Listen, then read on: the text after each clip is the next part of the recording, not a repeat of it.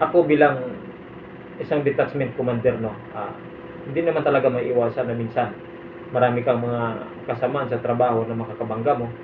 Hindi rin maiiwasan madalas na mayroong mga taong nai-engage sa'yo. Pero kailangan lang natin silang i-motivate. Wala namang problema kung papangarapin nila yung posisyon na kung saan ka ngayon. Ang importante lang dito, kaya nilang i-handle yung hinahandle mo. So kung sa tingin mo naman meron silang kakayahan at meron kang kakayahan para gawin yun, bakit hindi? Pero lagi nyo lang tatandaan, lagi nyo sundin kung ano yung pangangaral sa inyo ng mga opisyal ninyo.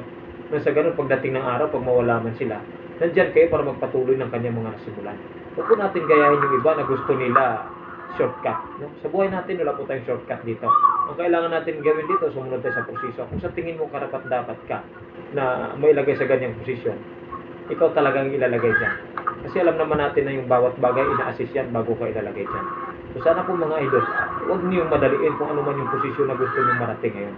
Dadaan po kayo sa tamang posisyon, idadaan po sa tamang posisyon. Kumbaga nga, mayroon tayong due process.